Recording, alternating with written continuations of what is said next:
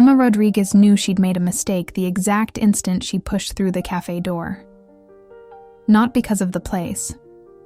The broken cup was one of those discreet spots in the Mission District where dim lighting disguised insecurities, but because of the icy certainty that pierced her chest when her eyes found the woman sitting by the window. It couldn't be possible. It couldn't be her.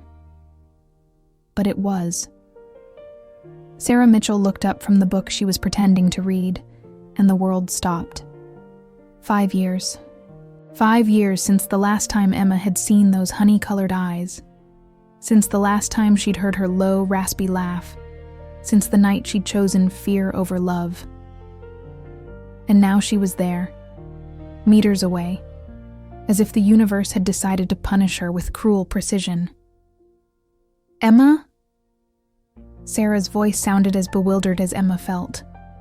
Emma's heart pounded against her ribs so hard she thought everyone in the cafe could hear it. Her legs threatened to betray her, but she forced herself to walk, not to flee like she had years ago. Each step toward that table was a reminder of everything she'd lost. "Sarah," she replied, and her voice came out more broken than she would have liked. She sat across from her because she didn't know what else to do.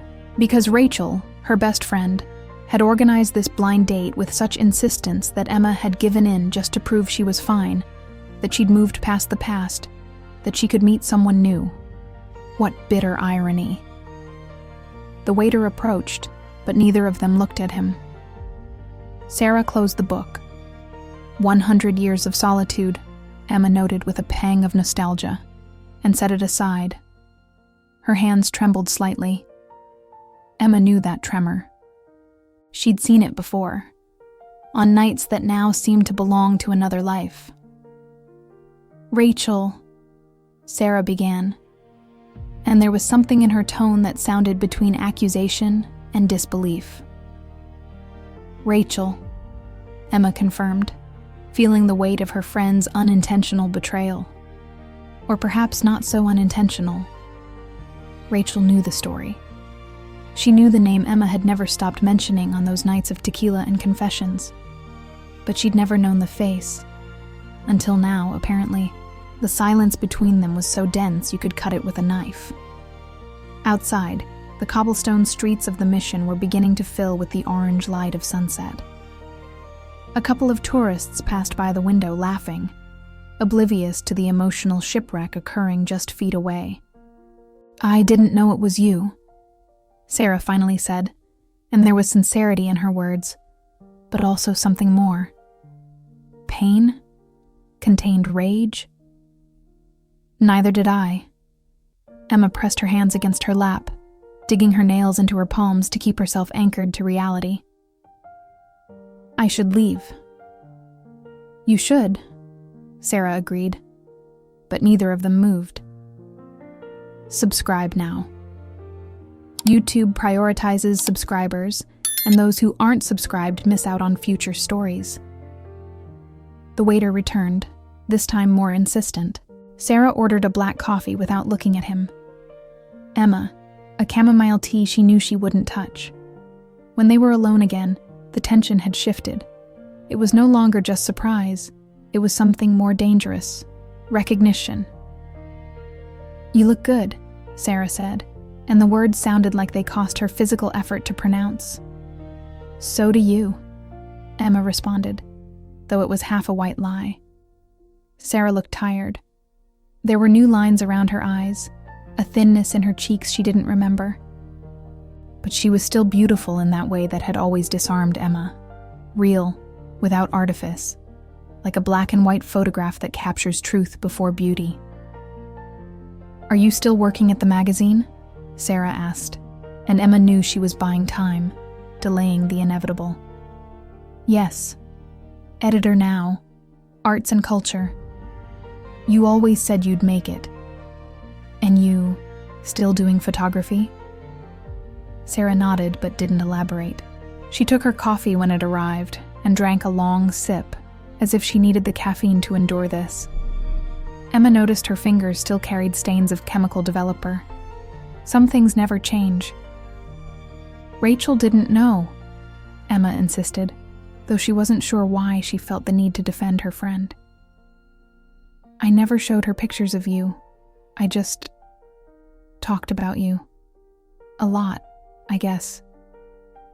5 years later? There was an edge in Sarah's voice that Emma remembered well. It was the same tone she used when she was hurt, but refused to show it completely. 5 years later, Emma confirmed, holding her gaze. And you? Did you talk about me too? Sarah laughed, but there was no humor in the sound. It was bitter, harsh. No, she said simply. I stopped talking about a lot of things after you left. The blow was accurate, and Emma felt it like a punch to the stomach. She deserved it. She knew that. But it still hurt to hear it out loud. Sarah, No, Sarah interrupted, raising a hand. Not here, not now. She was right. This wasn't the place to dig up corpses. This cafe, with its soft jazz music and cinnamon aroma, didn't deserve to witness that kind of pain. But Emma couldn't let it go. Not again. Are you still living in North Beach? She asked, changing the subject, though she knew she was only delaying the inevitable. I moved. Pacific Heights now. I needed space. Space. A word loaded with meanings. Space from what, or from whom, Emma didn't dare ask. The drinks cooled between them as the cafe filled with the afternoon crowd. A group of students took the table next door, their young, carefree voices creating a painful contrast with the tense silence that existed between Emma and Sarah. Did you come alone? Sarah suddenly asked. And there was something in the question that went beyond logistics. Yes. You? Same. Another pause. Emma looked out the window, watching how the sunset light painted the Victorian facades gold and pink. The Mission had always been her refuge, the place she came when she needed to think, remember, forget. She never imagined it would become the stage for this impossible reunion. Why did you accept the date? Sarah's question caught her by surprise. Emma could have lied, could have said she was ready to meet someone new, that she'd moved on, that the past was exactly that. Past, but looking into those honey-colored eyes, the same ones she'd seen in her dreams for 5 years, she couldn't. To prove to myself I could, she admitted, that I wasn't stuck. And are you? Sarah leaned slightly forward. Stuck? The question floated between them like smoke. Emma felt that if she answered honestly, if she admitted the truth she'd been avoiding all these years, there would be no turning back. It would be like opening a floodgate and letting everything repressed pour out. I don't know, she finally whispered. Are you? Sarah leaned back in her chair, and for the first time since Emma had entered the cafe, she saw something in her expression that resembled vulnerability. This wasn't the confident, strong Sarah she remembered. This was someone who had also been hurt. Someone who had also spent nights wondering what if. There are days, Sarah said slowly, when I think I am, and there are days when I'm sure I'm not. Today, I don't know. It was the most honest thing either of them had said since this impossible conversation began. The waiter passed by again, leaving the check on the table even though neither had asked for it. It was a subtle signal. The cafe needed the table. Life went on, even when yours seemed to have stopped. We should go, Emma said, though every fiber of her being screamed not to. We should, Sarah agreed again. But she didn't move either. It was Emma who finally took the initiative. She pulled money from her purse, enough for both drinks, and left it on the table. Her hands were still shaking. When she stood up, Sarah did the same, and for a moment, they stood there, facing each other, separated only by a small table and 5 years of silence. It was Emma didn't know how to finish that sentence. "Yes," Sarah said, and somehow understood what Emma couldn't say. They left the cafe together, but separate, like two strangers sharing a moment of courtesy. Outside, the mission had transformed into that magical space that only exists at sunset, when the light makes everything seem possible, and at the same time distant. "My car is over there," Emma pointed vaguely north.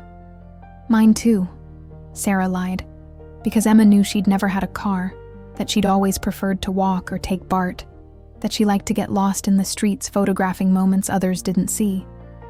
They should have said goodbye there. Should have said, "It was good to see you," or "take care," or any of those empty phrases people use when they want to say goodbye without really saying it. But they didn't. "Are you in a hurry?" Sarah asked suddenly, and there was something desperate in her voice that made Emma's heart stop. "No," she responded, though she had an editorial meeting in an hour she was probably going to miss. "There's a place," Sarah pointed toward the cobblestone streets that disappeared into the growing twilight. "If you want to walk." It was a bad idea. Emma knew it with every cell in her body. Walking with Sarah through the streets where they used to walk together, where they'd shared secrets and stolen kisses, where they'd built a world that Emma had destroyed with her own hands, was tempting fate in the worst possible way. "Yes," she said anyway. "I want to." And so, as the San Francisco sky turned purple and orange, Emma Rodriguez and Sarah Mitchell began to walk together again, not knowing that this decision would change everything they'd built in these 5 years of separation. Not knowing that the past is never as buried as we want to believe, and not knowing that sometimes second chances arrive disguised as mistakes. The streets of the mission held their own memory. Every stone, every corner, every jacaranda tree that bloomed purple in spring guarded fragments of what Emma and Sarah had been. And as they walked in silence, separated by a prudent space but connected by invisible threads, that memory began to seep through the cracks both had tried to seal. Sarah walked with her hands in the pockets of her denim jacket, her gaze fixed ahead but lost in some point only she could see. Emma watched her sidelong, noticing details that would have escaped her before. The way Sarah slightly dragged her right foot when she was nervous, how she bit the inside of her cheek when processing difficult emotions, the way her hair, shorter now, almost touching her shoulders, moved with each step. "I remember this path," Emma finally said, breaking the silence that had extended for 3 full blocks. There was no need to specify what she remembered. Sarah knew. This was the same path they'd taken the first time they kissed, 6 years ago, when both were younger and the world seemed less complicated. It was the path to the small park where Sarah had photographed Emma under the Christmas lights, where they'd shared churros with hot chocolate while planning a future that never came to exist. "Me too," Sarah responded, and there was weight in those 2 simple words. They passed by an art gallery that used to be a tortilla shop. Emma stopped, looking through the glass at the abstract paintings hanging from the white walls. Sarah stopped too, beside her, close enough that Emma could smell her perfume, the same as always, notes of cedar and vanilla, and far enough to maintain the illusion that this was simply a casual encounter between old acquaintances. "Remember when we hid here?" Sarah asked softly, pointing to the small alley next to the gallery. "We'd argued about... I don't even remember what." Emma did remember. They'd argued because she had canceled plans with Sarah for the 3rd consecutive time, choosing a magazine networking event instead of the photography exhibition where Sarah was going to present her work.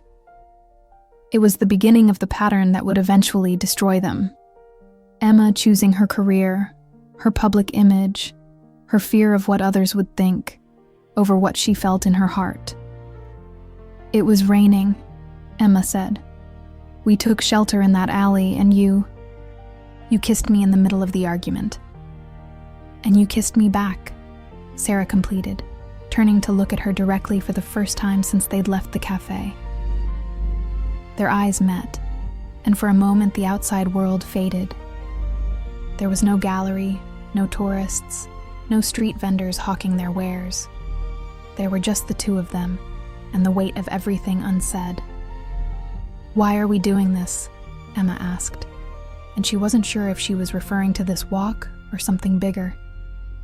"I don't know," Sarah admitted, "but we're here." They continued walking. The sun had completely disappeared now, leaving only the purple glow of twilight and the first stars that dared to show themselves in the city's polluted sky. The streetlights came on one by one, creating circles of yellow light on the pavement. "How have you been?" Sarah asked, and the question sounded so formal, so ridiculously polite given the circumstances, that Emma almost laughed. "Do you really want to know?" she countered. "I wouldn't have asked if I didn't." Emma considered lying, considered saying she'd been fine, that her life was full and satisfying, that she'd found the professional success she'd always sought, and that it was enough. But she was tired of lying, especially to the only person who had always seen through her masks. "I've been surviving," she finally said. "Working a lot, going out with people I don't care about, avoiding places like this because they remind me of you, failing spectacularly at forgetting you." The honesty fell between them like a stone in a calm lake, sending ripples in all directions. Sarah stopped under a jacaranda tree, its branches bare now at this time of year, waiting for spring to bloom. She leaned against the trunk, her eyes fixed on Emma with an intensity that was almost physical. "I shouldn't feel good hearing that," Sarah said, "but I do." "Why?" Emma asked, approaching despite all the alarms in her head telling her to keep her distance. "Because it means it wasn't just me." Sarah's words came out barely a whisper. "It wasn't just me who got stuck in what we were. If this doesn't deserve a like, I don't know what does."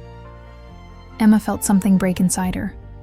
All the armor she'd built over 5 years, all the nights she'd convinced herself she'd done the right thing, all the times she'd repeated to herself that it was better this way, crumbled in front of the simple truth in Sarah's eyes. "I loved you," Emma said, and it was as if the words had been waiting 5 years to come out. "God, Sarah, I loved you so much it terrified me. And now?" Sarah's voice trembled slightly. It was the million-dollar question. The question that changed everything. Emma opened her mouth to respond, but the sound of mariachis in the distance interrupted the moment.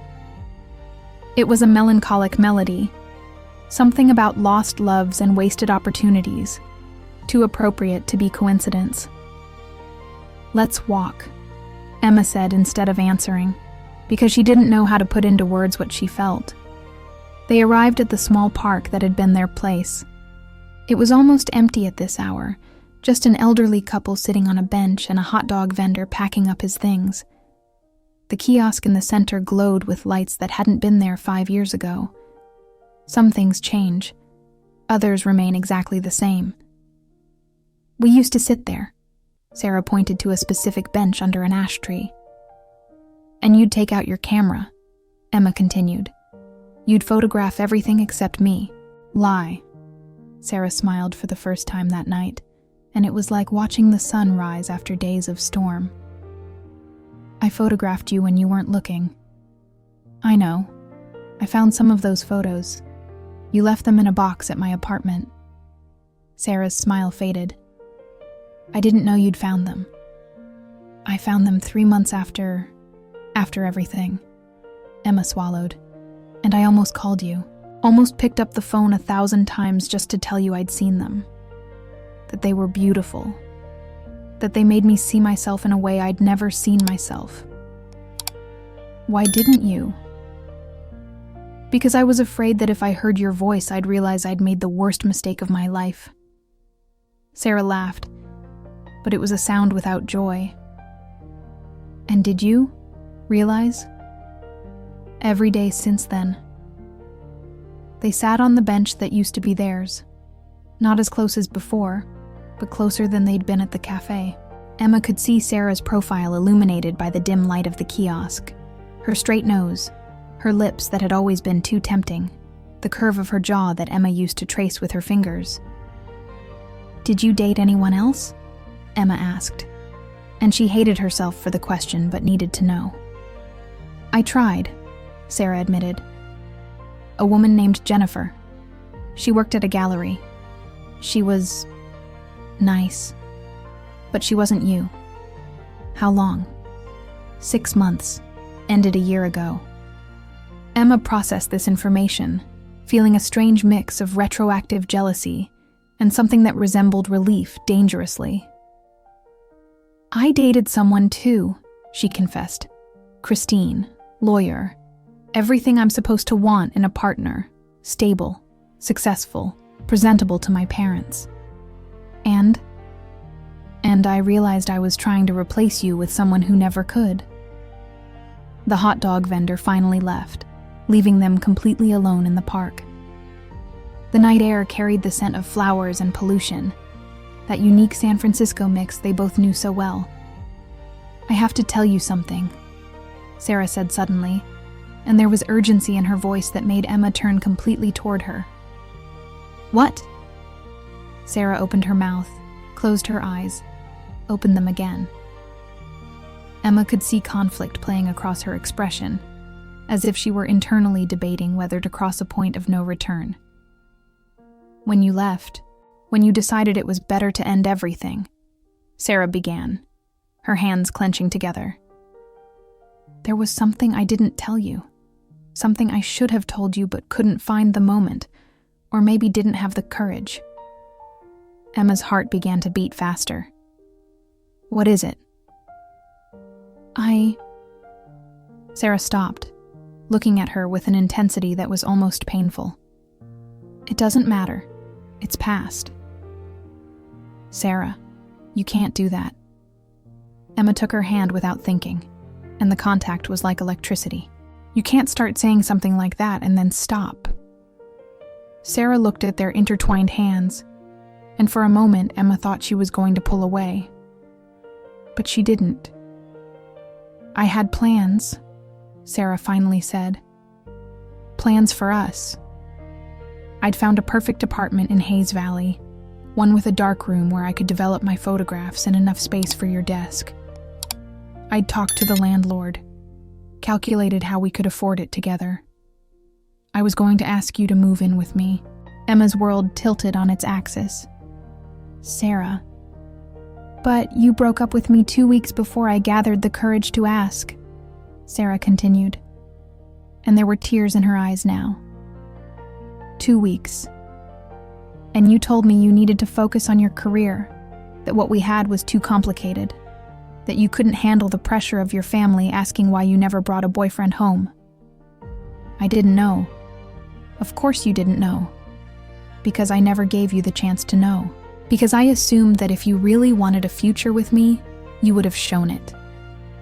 Emma felt the world crumbling around her. For 5 years, she lived with the guilt of having destroyed something beautiful. But she'd never known exactly how much she'd destroyed. Never known about the plans, the dreams, the future Sarah had been building in silence while she drowned in her own fears. "I'm sorry," she whispered. And the words were completely insufficient, but they were all she had. "God, Sarah, I'm so sorry." "You know what the worst part is?" Sarah wiped the tears with the back of her hand.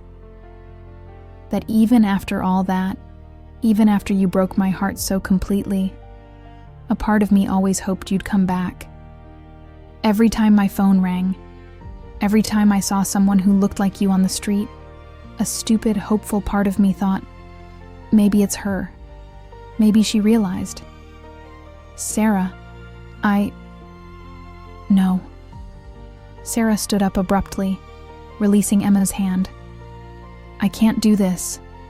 I can't sit here and dig up all this just because the universe decided to play a cruel joke. It was a mistake coming here. It was a mistake thinking we could... I don't know what I thought. Emma stood too, feeling panic rising in her chest. Don't leave. Please, not again. Emma, what do you want from me? Sarah turned to her, her eyes shining with tears and frustration. What am I supposed to do with all this information?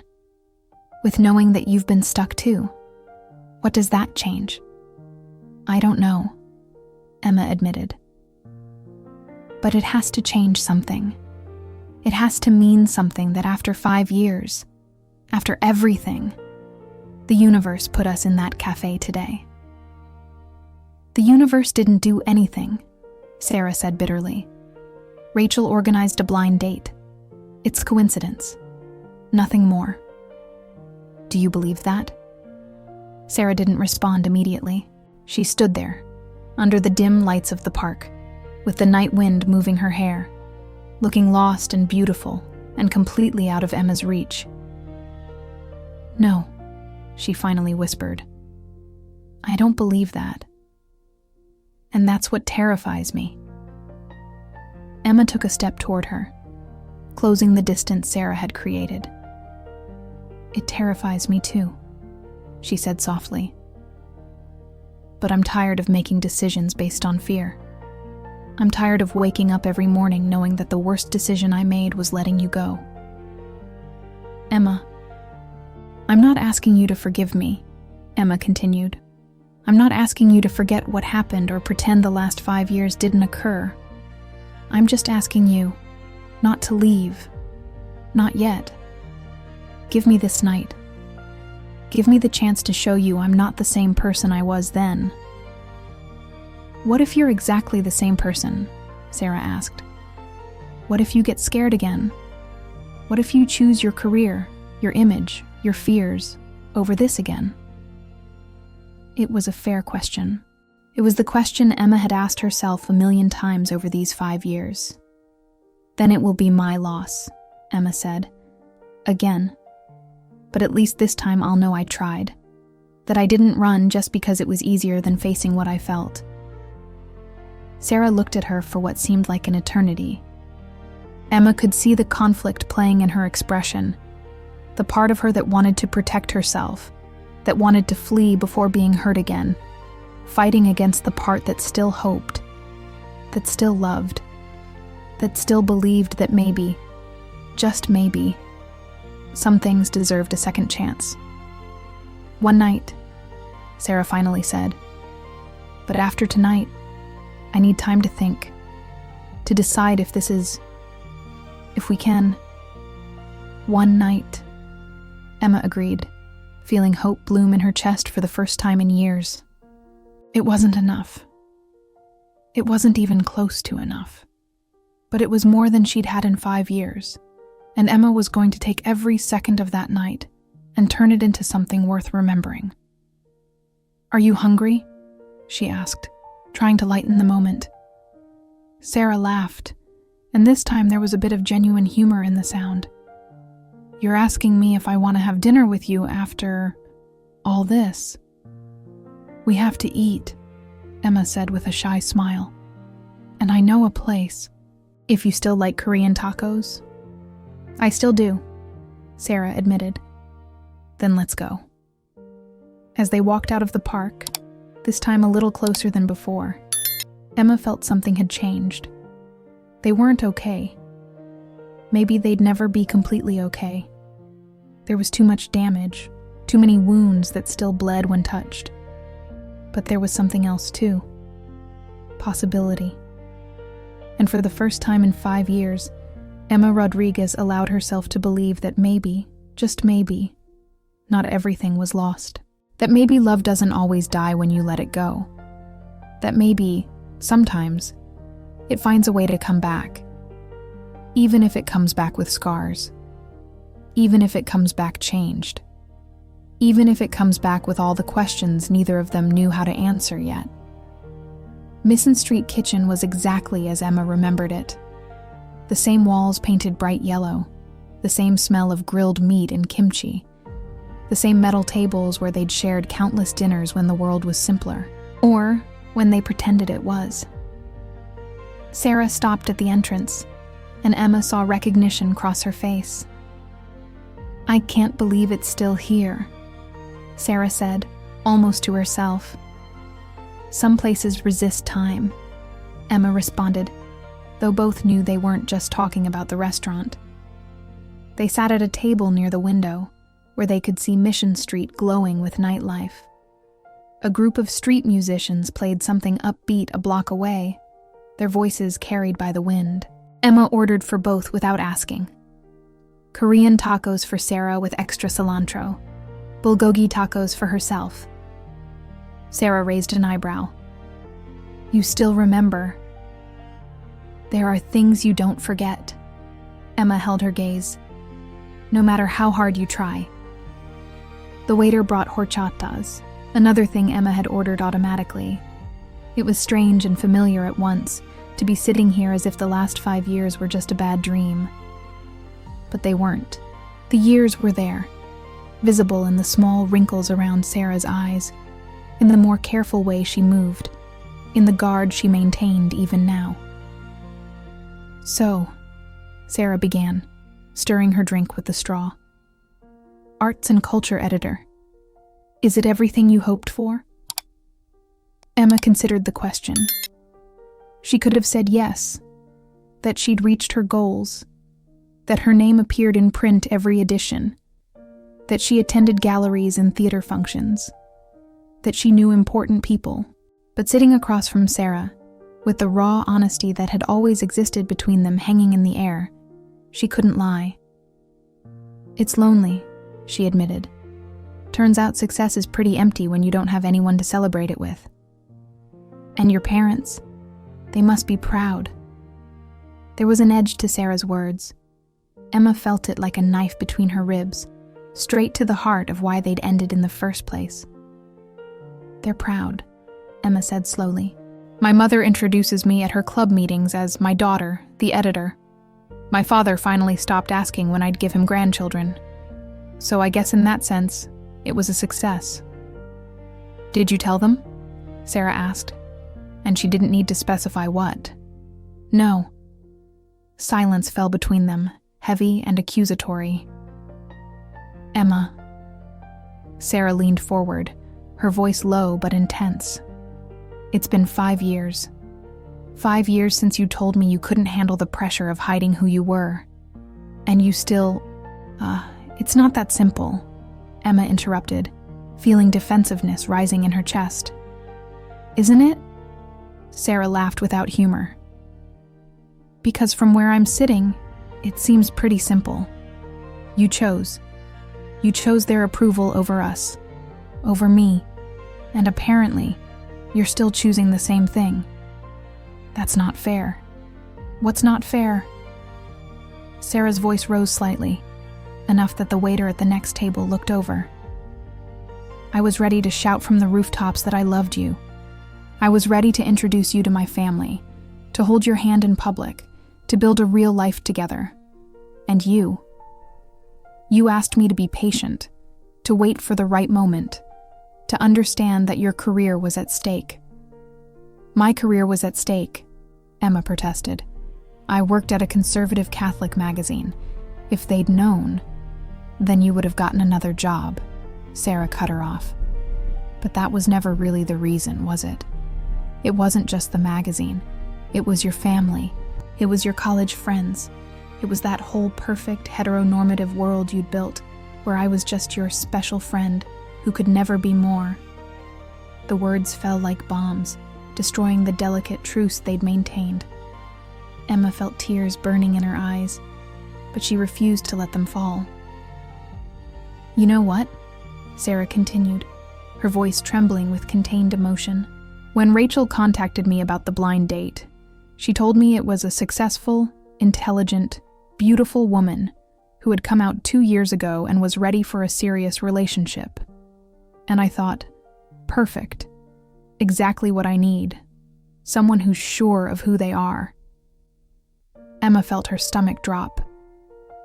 "Rachel told you that you'd come out?" "Yes. It was one of the details that convinced me to accept the date. Sarah looked at her directly. So imagine my surprise when you tell me you still haven't told your parents. Rachel misunderstood. Emma ran a hand through her hair, feeling the world spinning out of control. I told her I was ready to date women openly. And I am. I date women. My friends know. Some people at work know.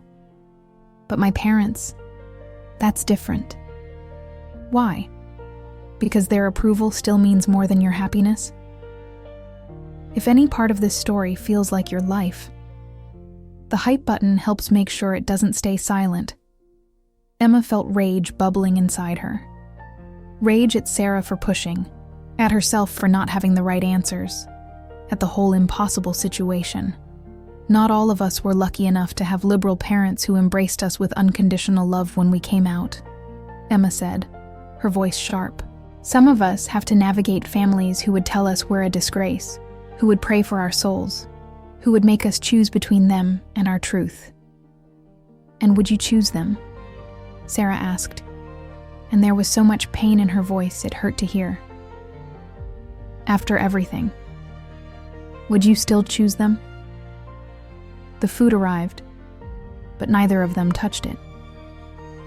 The food steamed between them, ignored, as they stared at each other across the table like gladiators in an arena. I don't know, Emma finally whispered, and it was the most honest truth she'd said in years. I want to say no. I want to say I'd choose you. I'd choose love. I'd choose happiness. But I don't know, Sarah, and hating yourself for your cowardice is different from actually facing it. Sarah closed her eyes, breathing deeply. When she opened them, there was something different in them. Not anger, not disappointment. Something worse. Resignation. Thank you for being honest, she said softly. At least now I know nothing's changed. That's not true. Emma reached across the table, taking Sarah's hand before she could pull away. A lot has changed. I've changed. Just not as much as I'd like. Not as much as you deserve. So why are we here? Sarah asked, but didn't pull her hand away. Why did you ask me for this night if you already know how it ends? Because... Emma squeezed her fingers. I'm not ready to let you go. Again. Even knowing I probably should. Even knowing I'm not giving you what you need. You're selfish, Sarah said, but there was no poison in the words, just exhaustion. You always were. You wanted my love, but on your terms. You wanted our relationship, but hidden. You wanted a future, but only if it fit perfectly into your present. I know. Emma felt tears finally escape. I know, and I'm sorry. But Sarah, you're the only person who's ever made me feel complete. The only person I don't have to pretend in front of. And I know I have no right to ask you for anything, but here we are, Sarah completed. Again. They ate in tense silence. The tacos were as good as Emma remembered, but they tasted like ash in her mouth. Sarah ate mechanically, her gaze lost somewhere beyond the window. There's something you need to know, Sarah said after a while. About why I accepted the date with Rachel. Emma looked up, feeling a knot form in her stomach. What? 3 months ago, my sister got married. Sarah played with the edge of her napkin. And at the wedding, my whole family asked me when I was going to settle down, when I was going to bring someone special. And my mother took me aside and told me she was worried about me, that she'd seen how I'd closed myself off after you, how I'd stopped letting people get close. Sarah. And she was right, Sarah continued. You weren't the only one who got stuck, Emma. I did too. I dated Jennifer, yes, but I never really let her in. I kept her at a distance because I was afraid to feel what I felt with you again. afraid to be destroyed like that again. Emma felt her heart breaking. I didn't know. How could you? Sarah finally looked at her. You cut off all contact. You blocked my number. You deleted your social media for months. You left me so completely it was like you never existed. I thought it would be easier, Emma whispered. A clean break. There's no such thing as a clean break when you love someone, Sarah said bitterly. There are only wounds that never fully heal. The waiter came to collect their plates. Emma asked for the check automatically, needing something to do with her hands other than reach for Sarah. What do you want from me? Emma finally asked. Tell me what you want and I'll do it. You can't, Sarah shook her head. Because what I want isn't something you can give. I want the Emma I dreamed you were. The one who would be brave. The one who would choose love over fear. But that Emma, I'm not sure she exists. What if I try? Emma leaned forward. What if I promise you I'm going to try to be that person? You made those promises before, Sarah reminded her. Remember? You promised you would, that we'd find a way, that you just needed time. This time is different. Why? Sarah challenged. Because we ran into each other accidentally at a cafe? Because fate gave us another chance? Emma, fate doesn't owe us anything. This is real life. And in real life, love isn't enough if one of the people isn't willing to fight for it. The words hung in the air between them, an ultimatum without explicitly being one. Emma paid the check, and they left the restaurant. The night had grown colder, and Emma rubbed her arms. Without saying a word, Sarah took off her denim jacket and offered it. It was such an automatic gesture, so full of unconscious care, that Emma almost burst into tears again. Thank you, she whispered, putting on the jacket that smelled like Sarah. They walked aimlessly, their steps carrying them through streets they knew by heart. They passed by a bookstore they used to visit, now closed. They passed by the house where Sarah had lived when they met, its windows now dark. Remember the first time I kissed you? Sarah suddenly asked. It was on that corner. Emma pointed to a traffic light. You were showing me photos on your camera, and I couldn't stop looking at you instead of the photos. And I asked you what you were looking at, Sarah continued with a small smile. And you said nothing, but you blushed so much I knew you were lying. And you said, want it to be something? Emma laughed softly at the memory. And before I could answer, you kissed me. They stopped at that same corner, as if their feet had carried them there without conscious consent. The traffic light changed from red to green to red again, and they just stood there, looking at each other. It was the best kiss of my life, Sarah said quietly. Every kiss after has been measured against that moment. And none compare. Emma felt something shift in the air between them. The anger had diminished, leaving only raw nostalgia and longing. Sarah, she began, but didn't know how to finish the sentence. Tell me something that's true, Sarah asked. Something completely true. No defenses, no excuses. Emma took a deep breath. I love you, she said simply. I never stopped loving you. Not a single day in these 5 years. And I know that's not enough. I know love without actions is just empty words. But it's true. It's the purest truth I have. Sarah closed her eyes, breathing deeply. When she opened them, there were tears shining in them. I love you too, Sarah whispered. And I hate that I love you. I hate that after everything that happened, my heart still jumps when I see you. I hate that a part of me wants to believe this time will be different. And the other part? The other part knows better. The other part remembers what it feels like to wake up alone after you promised you'd be there. The other part remembers every canceled plan, every event you didn't want me to go to, every time you introduced me as your friend. I was a coward, Emma admitted, and I probably still am in many ways. But Sarah, if you give me a chance, a real chance, I swear I'll try. I swear I'll be better. And your parents? The question hung between them, inevitable. I'll tell them, Emma said, and saying it, she felt terror and liberation at once. I don't know when. I don't know how. But I'll tell them. Why should I believe you? Because Emma took Sarah's hands in hers. Losing you once was enough to teach me that nothing is worth it if I can't share it with you. Not even my parents' approval. Not even my perfect career. Nothing. Sarah searched her eyes, looking for signs of lies, of doubt. Emma let her look. Let her see every part of her. The fear, the love, the desperation, the hope. Then let's try, Sarah said finally. For real this time. For real this time, Emma agreed. But there are rules.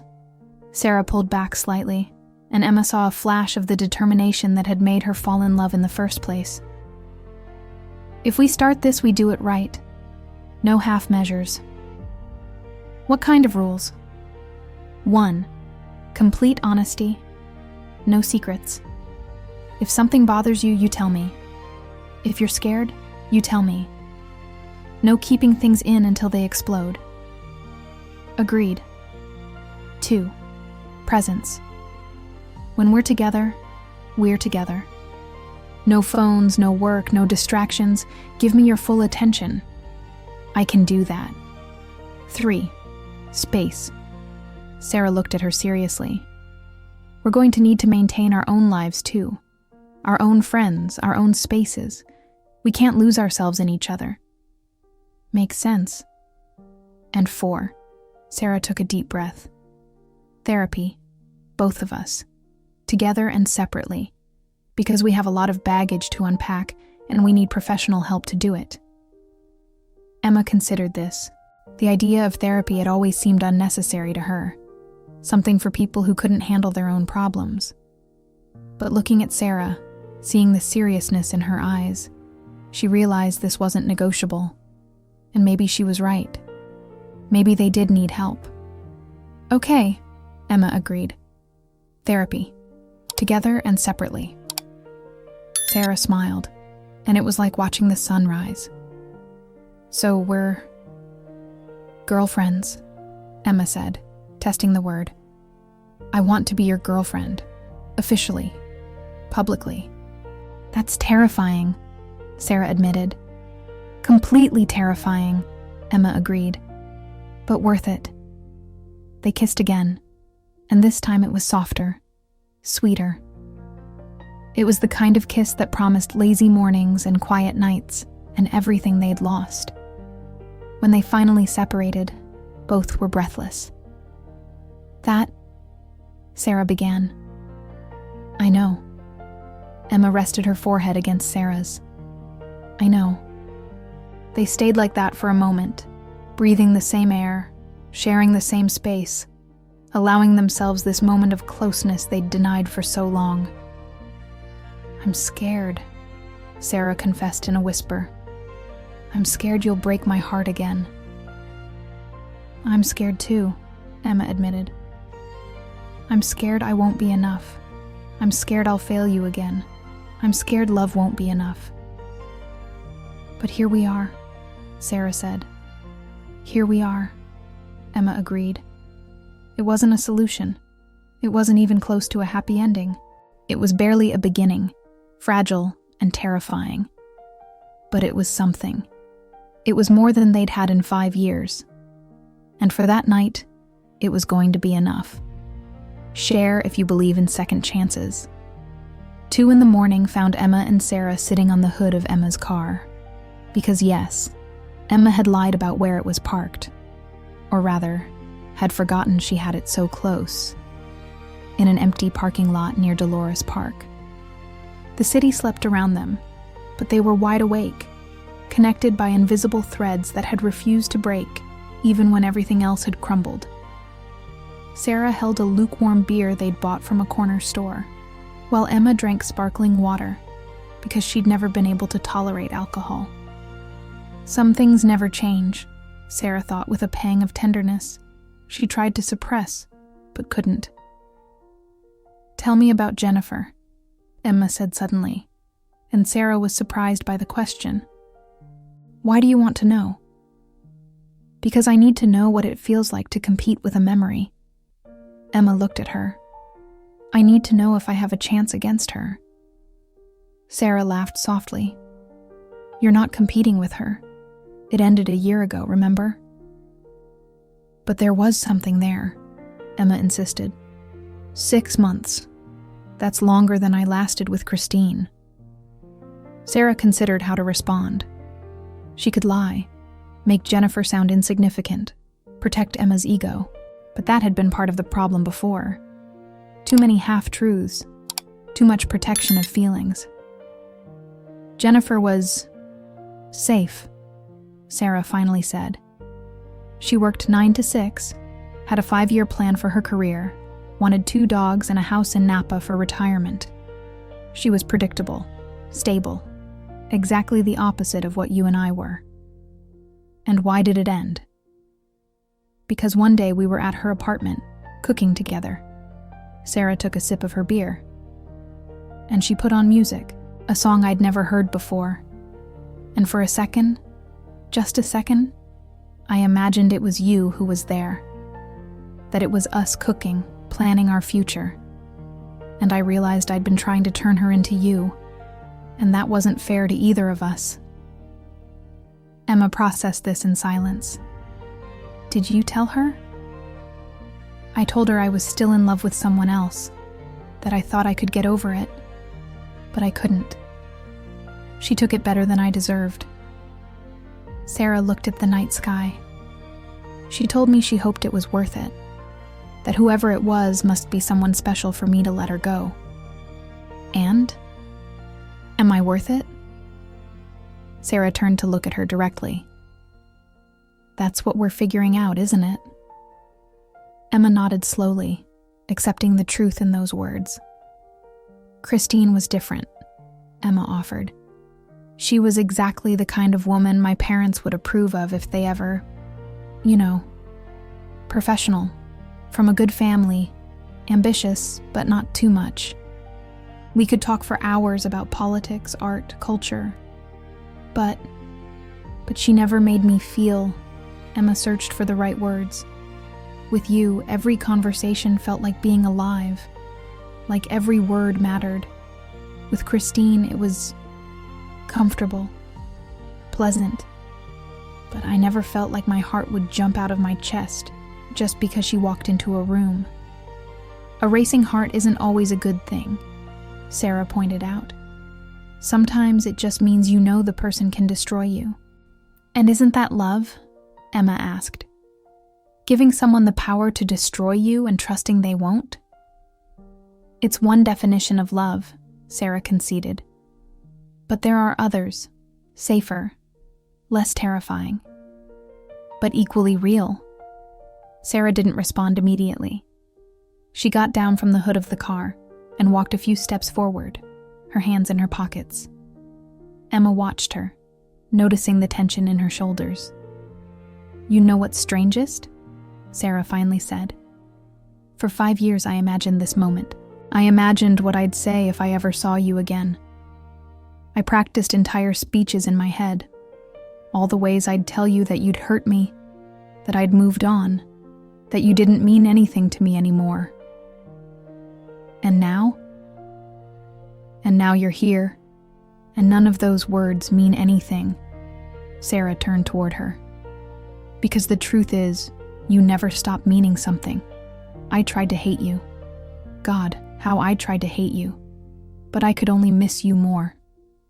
Emma got down from the car too, approaching Sarah. "When Rachel proposed the blind date, my first instinct was to say no," she admitted. But she insisted. She said there was someone she thought would be perfect for me, that we'd met briefly at a photography exhibition months ago, and she'd thought about making the connection since then. Sarah froze. What exhibition? One at the SF MoMA, in February. I was covering the event for the magazine. Emma frowned. Rachel was there with her boyfriend. She introduced me to some people, but were you there? I exhibited 3 photographs in that show. Sarah's voice sounded strange. It was a group exhibition about San Francisco, but I left early. I don't like staying at those things. And did you see Rachel? I saw a lot of people. Sarah shook her head. But if Rachel was there, if she saw both of us separately, do you think? I think Rachel is more clever than either of us gives her credit for. Emma laughed without humor. I think this wasn't an accident at all. They looked at each other, processing this new information. The blind date had been a trap from the beginning. A well-intentioned trap, maybe, but a trap nonetheless. I should be angry, Sarah said. Me too. But I'm not. Neither am I. Another pause. The night wind carried the scent of street food from some distant stall still open. A dog barked in the distance. Life continued around them, oblivious to this small universe that existed only for the two of them. What do we do now? Emma asked quietly. I don't know. Sarah ran a hand through her hair. Part of me wants to kiss you again. Part of me wants to run in the opposite direction. And part of me just wants to sit here with you and pretend the last 5 years never happened. Which part is winning? Sarah looked at her, and there was so much in that look. Pain, longing, fear, hope, all mixed in an expression Emma felt mirrored in her own face. The part that wants to kiss you, Sarah admitted. That part is always winning when it comes to you. Emma closed the distance between them, but this time she didn't kiss her. She just took her hand, intertwining their fingers, and stood there. We don't have to decide everything tonight, she said softly. We don't have to resolve 5 years of damage in one conversation. Just stay. Stay here with me a little longer. And tomorrow? Tomorrow we'll deal with tomorrow. But tonight, let me have this night. Sarah squeezed her hand in response, and that was all the answer Emma needed. They returned to the car, but this time sat inside, with the heater on because the night had grown cold. Emma connected her phone to the car's Bluetooth, and a song began to play. It was something Sarah didn't recognize, smooth jazz with a female voice singing about second chances. I developed a taste for jazz, Emma explained, after we broke up. I couldn't listen to the songs we used to share, so I started listening to something completely different. I did the opposite, Sarah said. I listened to our songs over and over until they lost meaning, until they were just noise. Did it work? No. Emma changed the song, then another, searching for something, though neither was sure what. Tell me about your work, Emma asked.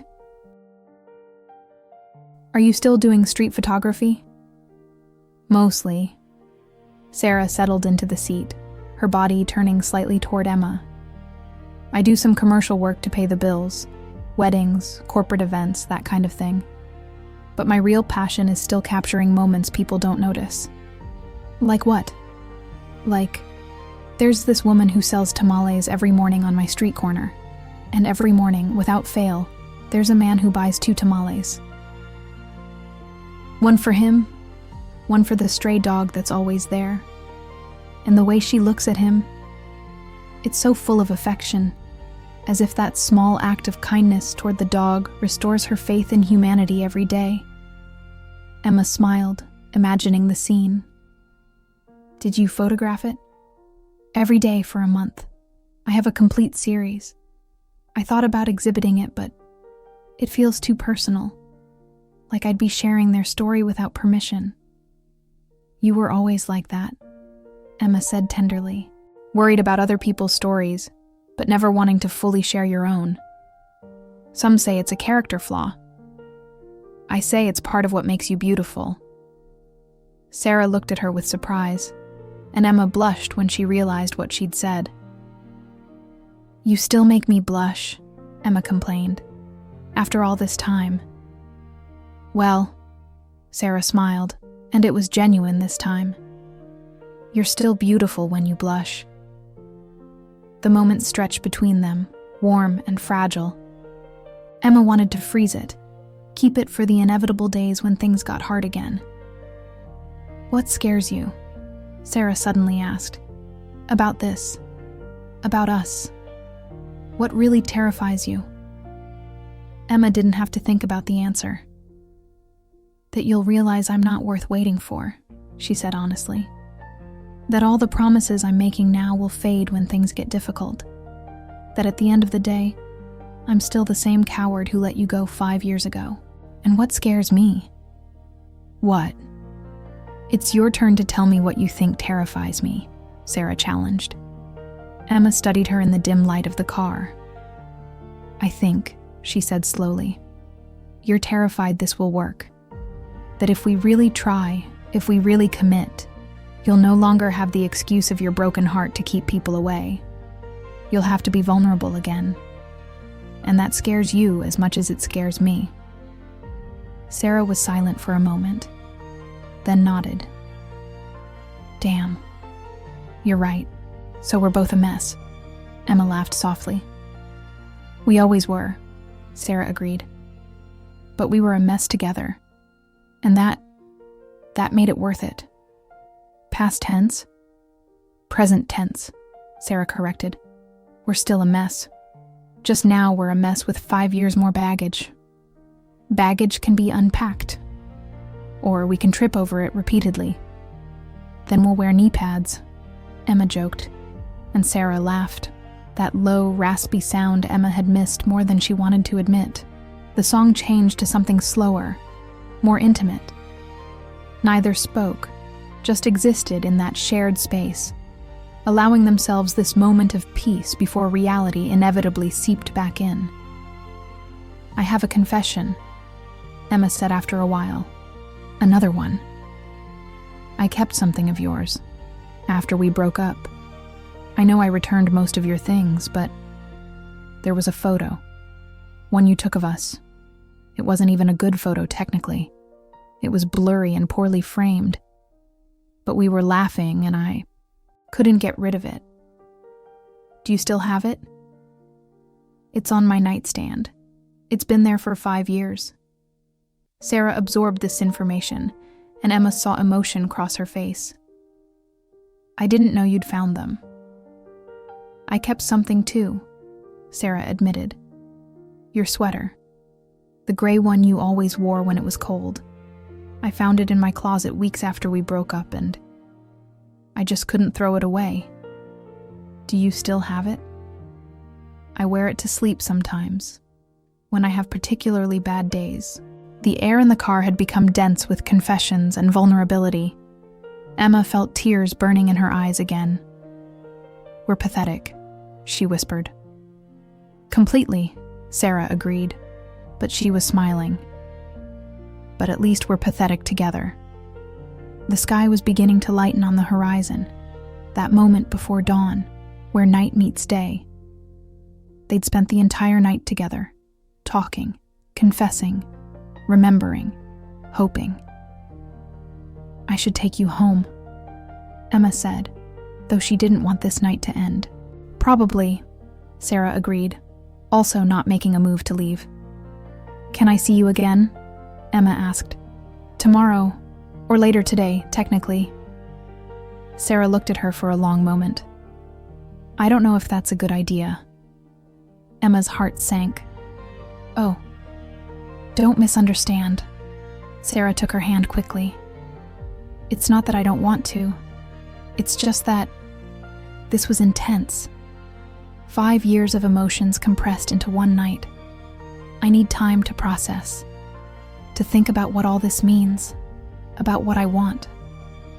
I understand, Emma said, though it hurt. Take the time you need. Will you give me that time? Sarah asked. Without pressuring me, without constant messages, without trying to force a decision? Yes, Emma promised. But Sarah, don't take 5 years this time. Sarah laughed softly. I won't. Just give me a few days to sort out my thoughts, to figure out if my heart is making decisions my head knows are dangerous. And then I'll call you. I promise I'll call you, and we can figure out what comes next. It wasn't the answer Emma wanted, but it was more than she'd expected. It was hope, even if it came wrapped in uncertainty. She drove Sarah to her apartment in Pacific Heights, navigating the empty streets of the city beginning to wake. When they arrived, Sarah didn't get out immediately. Thank you, she said softly. For tonight. For being honest. For everything. Thank you, Emma responded. For giving me a chance. For not running the moment you saw me in that cafe. I considered it, Sarah admitted with a small smile. For a second, I definitely considered running. What stopped you? Curiosity, maybe. Or masochism. Or perhaps a part of me knew I needed this closure. I needed to hear you say the things you didn't say 5 years ago. And now do you have closure? Sarah slowly shook her head. No. Now I have something much more dangerous. Hope. She leaned in and kissed Emma softly, a kiss that tasted of unmade promises and uncertain futures. When she pulled away, Emma felt the loss immediately. Call me, Emma asked. Please. I will, Sarah promised, and then got out of the car. Emma watched her walk to her building, waiting until she disappeared inside before finally starting the car. The sunrise painted the San Francisco sky pink and orange, a new day beginning as another ended. And as she drove back to her own apartment, Emma Rodriguez allowed herself something she hadn't allowed herself in 5 years. To believe that maybe, just maybe, some stories deserved a second chapter. Even if that second chapter was going to be much more complicated than the first. 3 days, 72 hours, 4,320 minutes since Emma had seen Sarah disappear into her building with the promise to call. And every minute had felt like an eternity. Emma hadn't slept well. Every time she closed her eyes, she saw Sarah. The way she'd looked at her in that cafe, the vulnerability in her voice when she confessed she still loved her. The kiss under that traffic light that had ignited something in Emma she thought was dead. She checked her phone compulsively, each notification sending her heart into a frenetic race, only to sink when she saw it wasn't from Sarah. Rachel had called 6 times. Emma hadn't answered any of them. She still didn't know whether to thank her or yell at her for her well-intentioned manipulation. Probably both. It was Tuesday afternoon, and Emma was sitting in her office at the magazine, pretending to review an article about the new exhibition at SF MoMA. But the words blurred before her eyes. Her assistant, a young guy named Marcus who was too observant for his own good, had asked 3 times if she was okay. I'm perfect, Emma had lied each time, with a smile that didn't reach her eyes. Her phone vibrated on the desk, and Emma grabbed it so fast she almost knocked it over. It was her mother. Of course. Emma, your father and I want you to come to dinner on Friday. There's someone we want you to meet. Mrs. Patterson's son just returned from studying abroad. Doctor, very handsome. Emma felt nausea rise in her throat. The universe's perfect timing, as always. She read the message 3 times, her finger hovering over the reply button. She could say she was busy. She could make up an excuse. She could do what she'd always done, postpone the inevitable. Or she could do what she'd promised Sarah.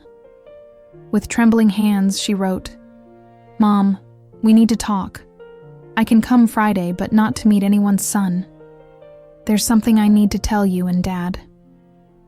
She pressed send before she could regret it. The message was marked as delivered, then as read. The 3 dots appeared, disappeared, reappeared. Finally, the response came. "Are you okay, honey? Is something wrong?" "I'm fine. It's something important. I'll see you Friday at 7. There was no immediate response this time. Emma could imagine her mother in the kitchen of their home in Pacific Heights, frowning at her phone, probably calling her father to ask what this could mean. She felt guilt mixing with terror in her stomach. A knock on her door startled her.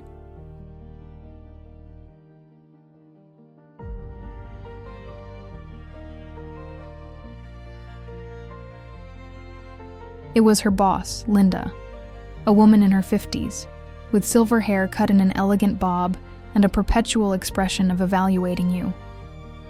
"Emma, do you have a minute?" Of course. Emma put her phone face down on the desk, as if that could hide her anxiety. Linda closed the door behind her and sat in the chair across from Emma's desk, something she rarely did unless it was serious. "I've noticed you've been distracted lately," Linda began, her sharp eyes missing nothing. "The article you sent yesterday had 3 editing errors. That's not like you." Emma felt her face flush. "I'm sorry. I've had some personal things." "You don't need to apologize." Linda raised a hand. "We all have lives outside this office, but I want to make sure you're okay. You're one of my best editors, Emma. I don't want to lose you because you're carrying too much weight on your shoulders." The unexpected kindness almost undid Emma. For 5 years, she'd kept everything compartmentalized. Work in one box, personal life in another, never allowing them to touch. But now, sitting across from Linda, she felt the walls crumbling. "I'm trying to make some changes in my life," Emma said carefully. "Changes I should have made a long time ago." Linda studied her with those eyes that had seen everything in her 30 years in journalism. "Does it have to do with someone?" Emma nodded, not trusting her voice. "Let me guess." Linda leaned back in her chair. "Someone who matters enough that you're questioning everything else." "How?" "Emma, I've been in this business for years. I've seen that look before. It's the look of someone realizing that maybe there's more to life than perfect articles and launch parties." Linda smiled gently. "And for your information, this magazine isn't Catholic conservative. It hasn't been conservative since I took over 3 years ago." Emma's heart stopped. "What?" "We published an article about LGBTQ plus pride last month," Linda pointed out. "We have 2 openly gay writers on staff, and our lead photographer is married to a woman. So if you've been hiding something because you think this place isn't safe, you're wrong." Emma felt tears burning in her eyes. All this time. All this damn time.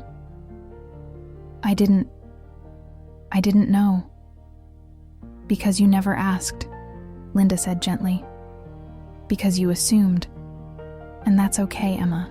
We all make assumptions based on our fears. But don't let those fears rob you of the chance to be happy." "What do I do?" The question came out as a desperate whisper. "You fight for what you want." Linda stood up. "And if you need time, if you need to talk, if you need anything, my door is open. Always." After Linda left, Emma sat in her office for what seemed like hours. The conversation had stripped away something in her, a layer of justifications she'd been wearing like armor. She could no longer blame her job. She could no longer hide behind professional excuses. What remained was more terrifying. just her own fears, naked and raw. Her phone vibrated again. This time, it was a message from a number she didn't immediately recognize. But when she opened it, her heart stopped. "Hi, Emma. It's Jennifer, Sarah's ex. Can we talk?" Emma read the message 3 times, feeling panic rising in her chest. How had Jennifer gotten her number? What did she want? Did Sarah know she was contacting her? Before she could decide how to respond, another message arrived. "I know this is weird. Rachel gave me your number. She said it might help.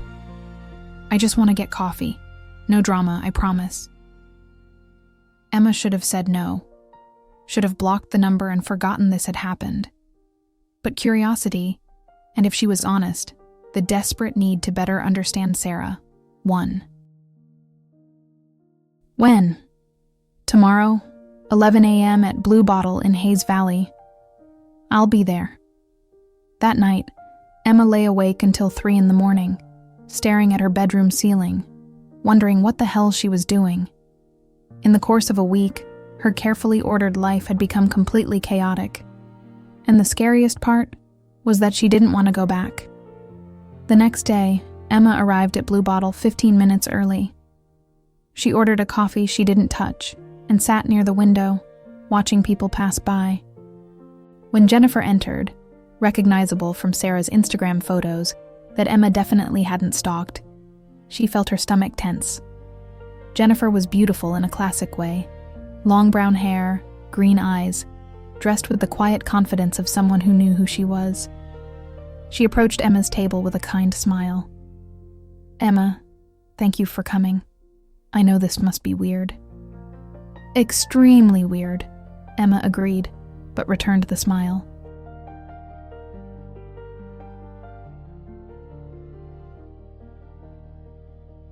Jennifer ordered a mint tea and sat down, and for a moment, neither spoke. Finally, Jennifer laughed. "Okay, this is more awkward than I thought it would be." "Why did you want to see me?" Emma asked directly. "Because Rachel told me what happened, about the blind date, about it being you." Jennifer took a sip of her tea, and I thought maybe I could offer some perspective. "About Sarah?" "About loving Sarah," Jennifer corrected.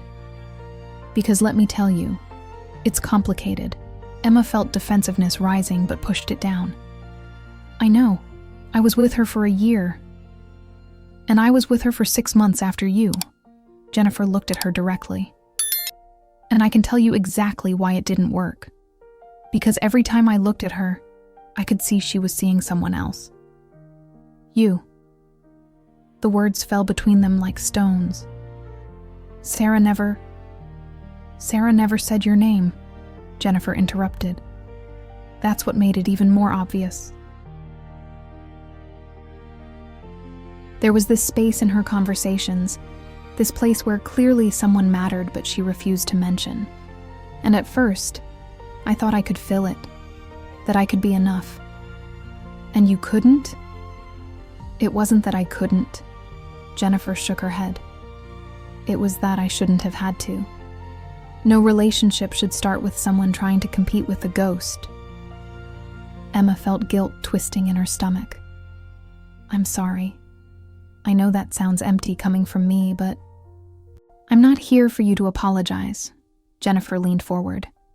"I'm here to tell you that if you're going to try this with Sarah again, you have to be all in. You can't have one foot in and one out. You can't love her only when it's convenient." "Do you think that's what I did?" "I don't know. I wasn't there." Jennifer shrugged. "But I know how Sarah described you when she finally talked about you. And it wasn't with anger, though she had every right.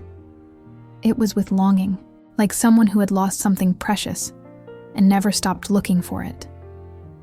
Comment what you would do in her place." Emma felt tears threatening to fall. "Why are you telling me this? You could be on Sarah's side, telling me to stay away." "Because I love Sarah," Jennifer said simply. "Not in the romantic way anymore. but I love her as a person, and I want her to be happy. And if you're the person who can make her happy, then you need to know what you're getting into. You need to understand it's not just about you and your fears. It's about her and her wounds. I'm aware of the wounds, Emma said quietly. I caused them. Then you can also help heal them. Jennifer finished her tea. But only if you're willing to do the work. The real work. Not just pretty promises and romantic moments, but the kind of hard, ugly work that requires real change. They stayed at the cafe for another hour, and to Emma's surprise, the conversation became easier. Jennifer shared stories about Sarah that made Emma laugh. How she still bought the same type of coffee even when she hated the taste, because it was serious photographer coffee. How she refused to use an umbrella no matter how hard it rained. How she could name 50 different types of natural light but regularly forgot to eat when absorbed in a project. She's special, Jennifer finally said, standing to leave.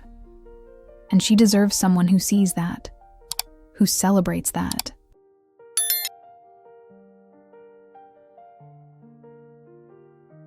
Who doesn't hide her like a dirty secret. The words hit like a slap, but Emma knew she deserved them. Thank you, she said quietly, for coming, for being honest. Take care of her, Jennifer said, or let her go so someone else can. When Jennifer left, Emma sat in the cafe processing the conversation.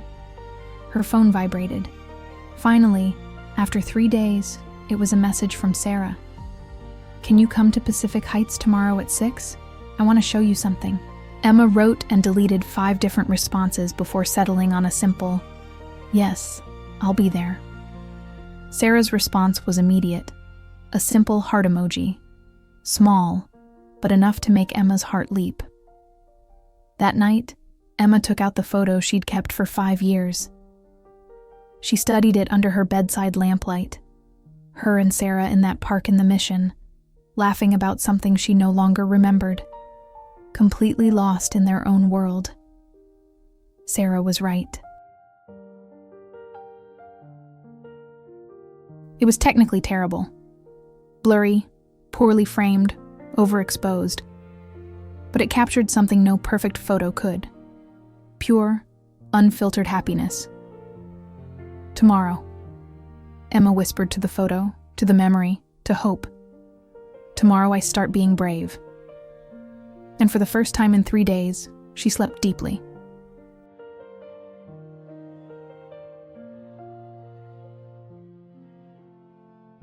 Sarah's apartment in Pacific Heights was exactly as Emma had imagined it. Filled with natural light, walls covered in black and white photographs, and an organized chaos that spoke of a creative mind in constant motion. There was a corner dedicated entirely to her work. A long table covered with cameras, lenses, film rolls, and what appeared to be a half-finished project. But what immediately caught Emma's attention was the entire wall covered in photographs. And not just any photographs. They were all of San Francisco. Its streets, its people, its small, intimate moments captured with the expert eye of someone who deeply loved the city. It's my project, Sarah said, standing behind Emma. I've been working on it for 3 years. A love letter to San Francisco. Emma walked slowly along the wall, studying each image. There was one of a hot dog vendor in the rain, his cart covered with plastic, but his smile bright. There was one of 2 elderly people dancing in Union Square, lost in their own melody. There was one of a child selling gum in Bart, his eyes showing a maturity he shouldn't have at his age. And then Emma saw it, hidden among all the others, almost as if Sarah had tried to hide it but couldn't resist including it, a photo of Emma.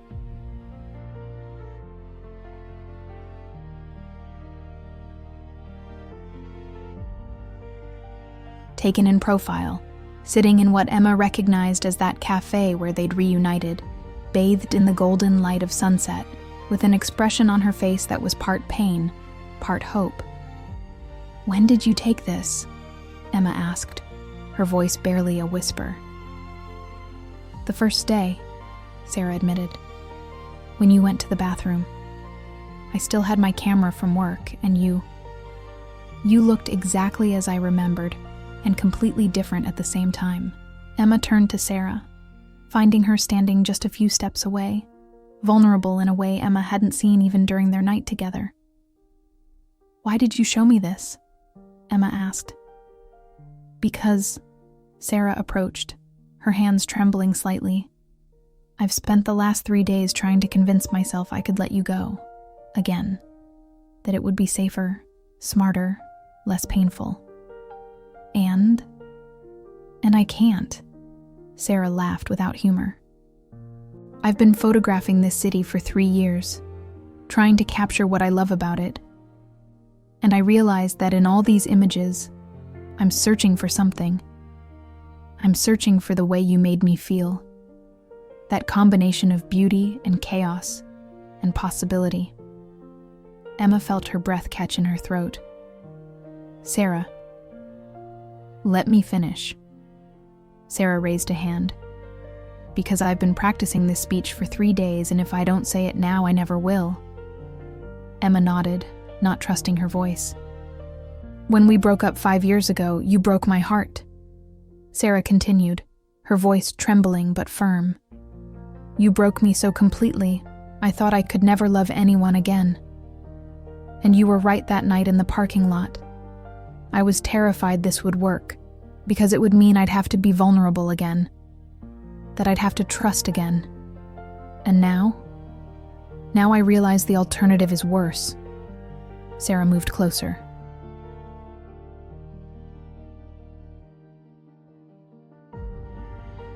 "Spending the rest of my life wondering what if. Spending the rest of my life searching for you in strangers, in cities, in photographs. That's what terrifies me more than trying again." Emma felt tears running down her cheeks. "I'm scared too," she confessed. "I'm scared of failing you again. Of not being strong enough, brave enough. But Sarah, I swear I'm going to try. I told my mother I need to talk to my parents. I'm having dinner with them Friday, and I'm going to tell them the truth." Sarah looked at her with wide eyes. "You did?" "I did. And maybe they'll reject me. Maybe they'll tell me I'm a disappointment. Maybe I'll lose my family." Emma took Sarah's hands in hers. "But I can't keep living a lie. I can't keep hiding you like you're something to be ashamed of when you're the best thing that ever happened to me. Emma. And I talked to my boss. Turns out the magazine isn't as conservative as I thought. That I've been hiding from ghosts that didn't even exist. And I met Jennifer." Sarah tensed. "You met Jennifer?" "She contacted me. Rachel gave her my number." Emma smiled through tears. "And she told me that if I was going to love you, I had to do it completely, not halfway, not only when it was convenient." "And? Can you?" "I want to try," Emma said honestly. "I can't promise I'll be perfect. There will probably be days when my fear is stronger than my courage. But I promise you that every day I'm going to choose you. Every day I'm going to choose love over fear." Sarah closed her eyes, breathing deeply. When she opened them, there were tears shining in them.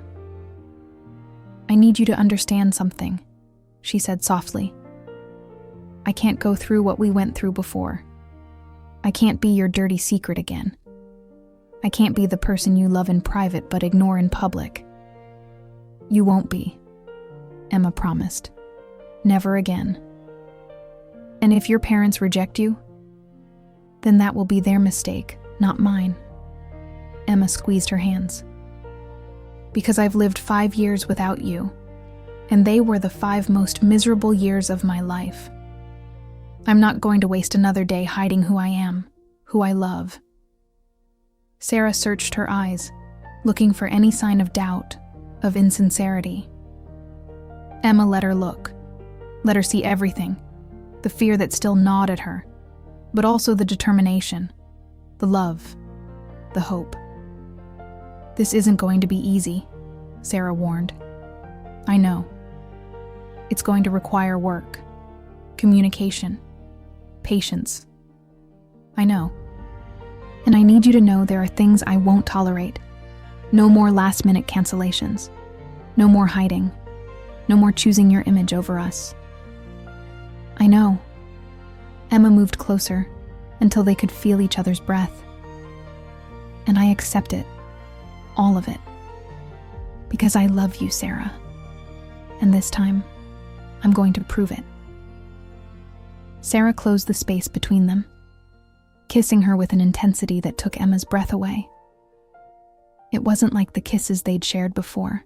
This was different. It was promise and commitment and fear and hope all mixed into one. When they separated, both were breathless.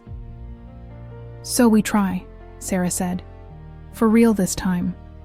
"For real this time," Emma agreed. "But there are rules." Sarah pulled back slightly, and Emma saw a flash of the determination that had made her fall in love in the first place. "If we start this, we do it right. No half measures." "What kind of rules?" 1. Complete honesty. No secrets. If something bothers you, you tell me. If you're scared, you tell me. No keeping things in until they explode. Agreed. 2. Presence. When we're together, we're together. No phones, no work, no distractions. Give me your full attention.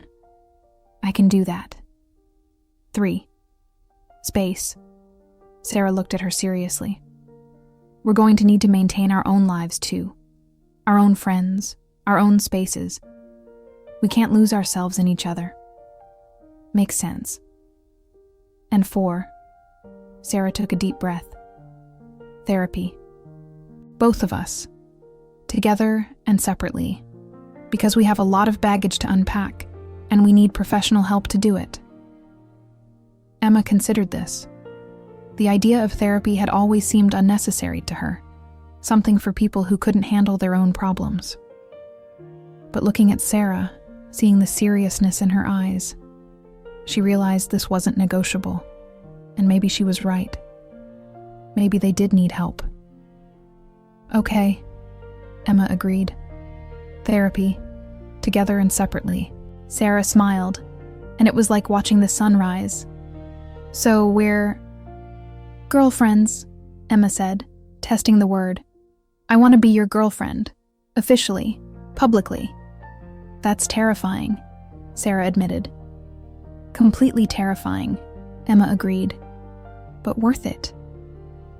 They kissed again, and this time it was softer, sweeter. It was the kind of kiss that promised lazy mornings and quiet nights and everything they'd lost. When they finally separated, both were breathless. That, Sarah began. I know. Emma rested her forehead against Sarah's. I know. They stayed like that for a moment, breathing the same air, sharing the same space, allowing themselves this moment of closeness they'd denied for so long. I'm scared, Sarah confessed in a whisper. I'm scared you'll break my heart again. I'm scared too, Emma admitted. I'm scared I won't be enough. I'm scared I'll fail you again. I'm scared love won't be enough. But here we are, Sarah said. Here we are, Emma agreed. It wasn't a solution. It wasn't even close to a happy ending. It was barely a beginning, fragile and terrifying. But it was something. It was more than they'd had in 5 years. And for that night, it was going to be enough.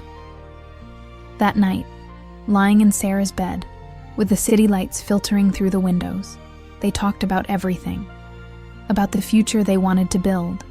About the fears that still haunted them. About the small details of their lives they'd missed during 5 years. Emma told her about the meeting with her boss. About the message she'd sent her mother. About the anxiety she felt about Friday's dinner.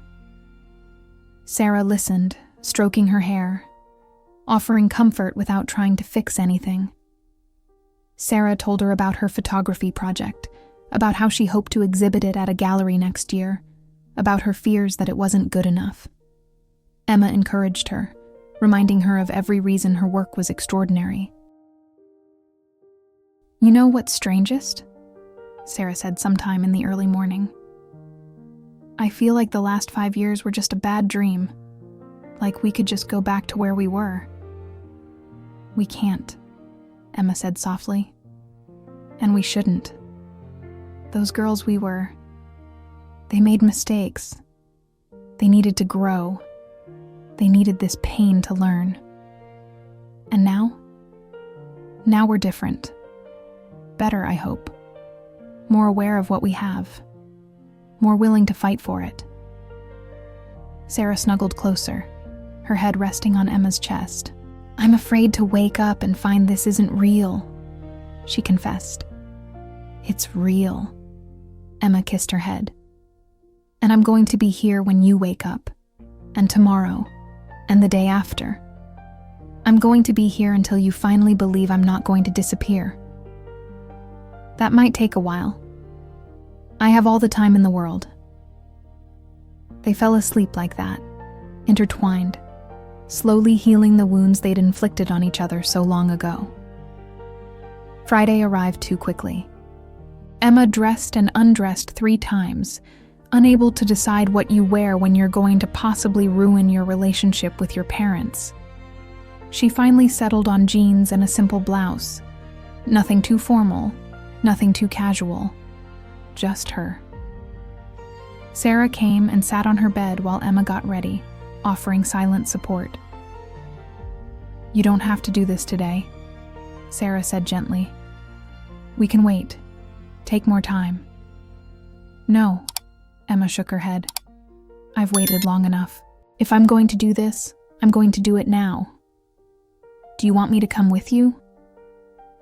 The offer tempted Emma more than she could express, but she shook her head. "This is something I need to do alone. But can you be awake when I get back, no matter how late?" "I'll be awake," Sarah promised. "I'll be waiting for you." The drive to her parents' house in Pacific Heights felt both too short and endless.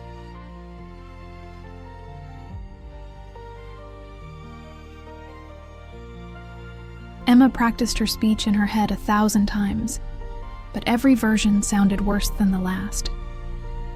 How do you tell your parents something that will fundamentally change how they see you? When she arrived at the house where she'd grown up, her mother was at the door, drying her hands on an apron. She looked worried. "Honey, what's wrong? You've had me worried all week." "Hi, Mom." Emma kissed her cheek. "Where's Dad?" "In the living room." "Emma, you're pale. Are you sure you're okay?" "I'm fine," Emma lied. We need to talk."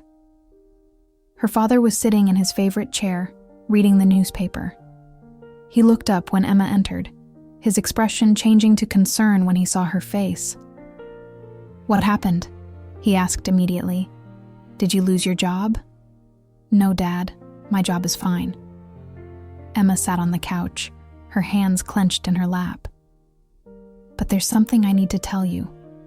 Something I should have told you a long time ago." Her parents exchanged glances, and Emma saw fear cross their faces. They probably thought the worst. Illness, debt, some tragedy. "Whatever it is, we can handle it," her mother said, sitting next to her and taking her hand. Emma took a deep breath. This was the moment. There was no going back after this. "I'm gay." She said the words quickly, before courage could abandon her. "I'm a lesbian, and I've been in love with a woman for years. Her name is Sarah, and she's the most important person in my life." The silence that followed was deafening. Emma saw shock cross her parents' faces, saw her mother release her hand, saw her father slowly put down the newspaper. "How long?" her mother finally asked, her voice barely audible. "Always," Emma admitted.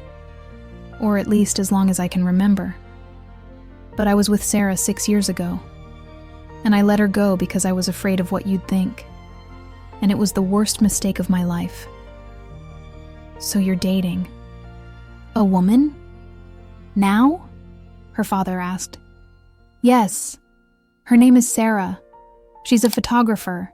She's brilliant and kind, and she loves me even after I hurt her. And I love her.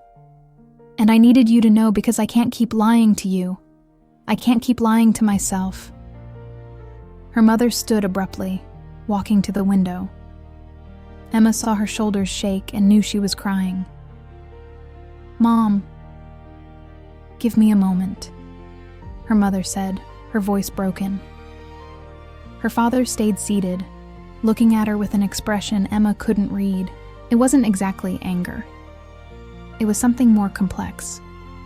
Shock, confusion, maybe even pain. How long have you known? He finally asked. Always, Dad. I've always known. And you never thought about telling us? I was scared. Tears were running freely down Emma's cheeks now. I was scared you'd reject me. I was scared of being a disappointment. I was scared you'd tell me I was sick or wrong or needed help. Emma, her father stood approaching her. We would never reject you. Wouldn't you? Emma laughed bitterly. Because I've heard what you say about people like me. I've heard the comments at family dinners, the jokes, the judgments. Her father was silent, and Emma saw shame cross his face. Her mother turned from the window, her face stained with tears. This is a lot to process, she said. I need time. Your father needs time. I understand, Emma stood. And I'll give you all the time you need. But you need to know I'm not going to change. This is me. This has always been me. And Sarah is my future. Do you love her? Her mother asked. With all my heart. And she loves you? Yes.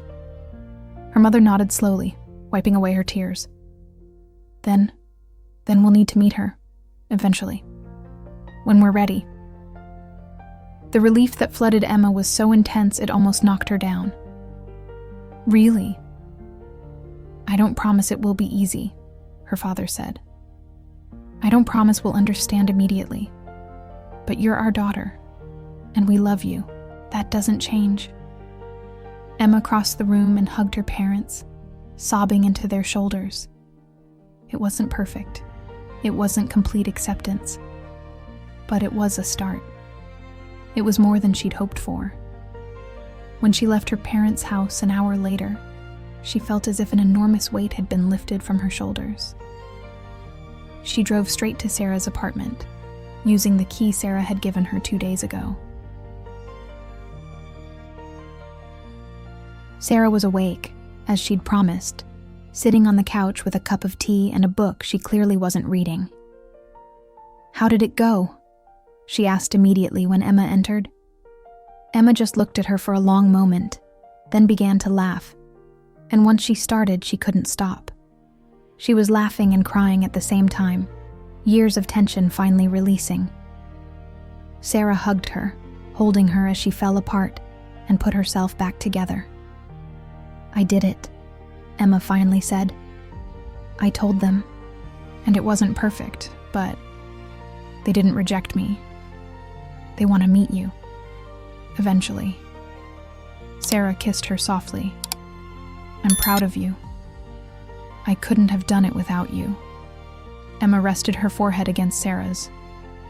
Without knowing you were waiting for me. I'll always be waiting for you, Sarah promised. Well, as long as you don't make me wait another 5 years. Never, Emma swore. Never again.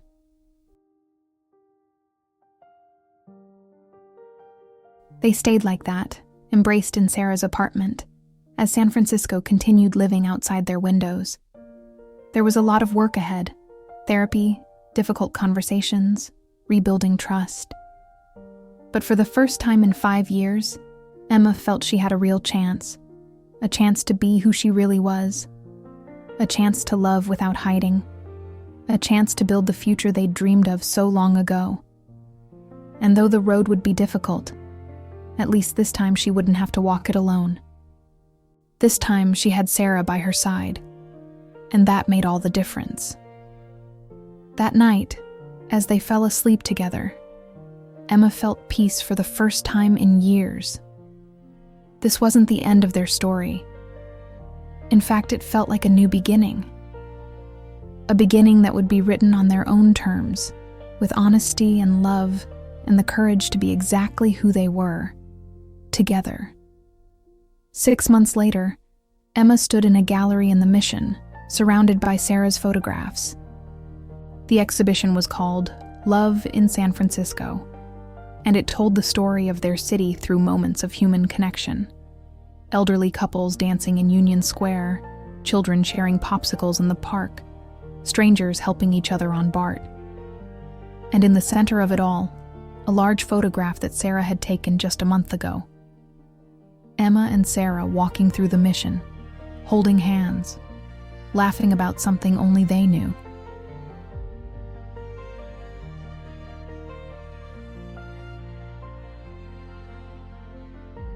This time it was technically perfect, but it maintained that raw, honest quality that made Sarah's work special. Emma's parents were there. There was still tension, still awkward moments, but they were there, and that was enough for now.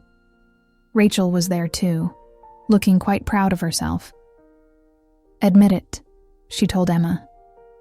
"I'm the best matchmaker in the world." "You're a manipulator," Emma responded, but she was smiling. "A successful manipulator," Rachel corrected. Sarah approached, sliding an arm around Emma's waist. She wore her best suit, her hair slicked back, looking every inch the successful artist she was. "Ready for my speech?" she asked. "Born ready." Emma kissed her softly, not caring who saw. That didn't matter anymore. Sarah went up to the small platform, microphone in hand, and the gallery fell silent. "When I started this project 3 years ago," she began, "I thought I was capturing San Francisco. Its streets, its people, its moments. But I realized I was actually searching for something more. I was searching for hope. I was searching for proof that love exists, even in the midst of chaos." Her eyes found Emma's in the crowd. "And I found that proof in the most unexpected places, in a stranger's gesture, in a vendor's smile, in the second chance I thought I'd never have." She paused. "This project is dedicated to San Francisco, yes, but it's also dedicated to everyone who believes it's too late for love, who've made too many mistakes, that the past is unchangeable. Because let me tell you, it's never too late. Mistakes can be forgiven, and the past is just prologue for something better." Applause filled the gallery. Emma felt tears in her eyes, but these were tears of happiness, of pride, of love. Later, when the crowd had dispersed and only they remained cleaning up, Emma found a small photograph hidden in a corner.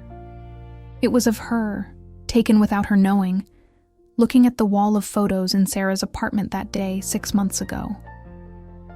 "When did you take this?" she asked. "The day I decided I loved you enough to risk it again," Sarah responded, coming up behind her and wrapping her arms around her. "The day I decided some things were worth fighting for." Emma turned in her arms, looking at her directly. "I love you," she said simply. "I love you too," Sarah responded. It wasn't perfect. It would never be perfect. They still had hard days, arguments about boundaries and expectations, moments when fear tried to creep back in.